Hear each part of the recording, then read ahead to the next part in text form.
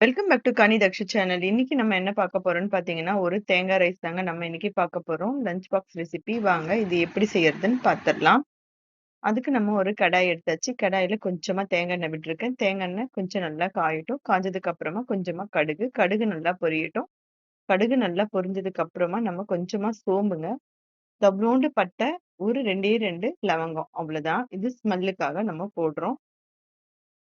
இது நல்லா colour change ஆனதுக்கு அப்புறமா உளுத்தம் பருப்பு, கடலை பருப்புங்க 2த்தையும் சேர்த்து நல்லா வறுத்துடலாம். கலர் நல்லா சேஞ்ச் ஆகட்டும். இது பார்த்தீங்கன்னா, கொஞ்சம் கலர் நல்லா சேஞ்ச் ஆகணும். சிம்ல வச்சு வறுத்துக்கோங்க. இப்ப பார்த்தீங்கன்னா, கலர் நல்லா சேஞ்ச் ஆயிருச்சு. நான் ஆனியன போட்டுக்கிறேன். ஆனியன் போட்டீங்கனால ரொம்ப டேஸ்ட்டா இருக்குங்க. அதனால நான் ஆனியன் சேர்த்துக்கிறேன். ஆனியன் வேண்டான்றவங்க ஸ்கிப் பண்ணிடலாம். கொஞ்சமா சால்ட் சேர்த்துக்கிறேன். சால்ட் சேர்த்துட்டு நல்லா வதக்கிடணும். ஒரு பச்சை மிளகாய், ஒரு 2, 3 நான் உடைச்சு அப்படியே சேர்த்துருக்கேன். காரத்துக்காக. கொஞ்சமா கருவேப்பிலை. இது எல்லாம் போட்டு நல்லா நம்ம வதக்கி விட்டுறலாம்.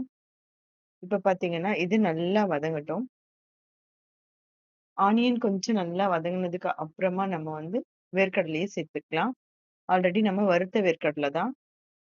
அதனால கொஞ்சமா வேர்க்கடலை சேர்த்துட்டேன். வேர்க்கடலை சேர்த்து கொஞ்சமா நம்ம வதக்கி விட்டுட்டு, நம்ம துருவி வச்ச தேங்காவ சேர்த்துக்கலாம்.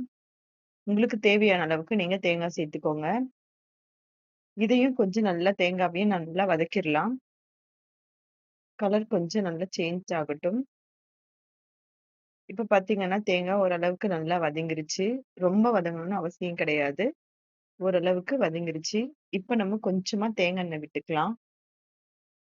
ஏன்னா ரைஸ் சேர்க்கறதுக்கு முன்னாடி கொஞ்சமா நான் தேங்காய் எண்ணெய் சேர்த்துக்கிறேன்.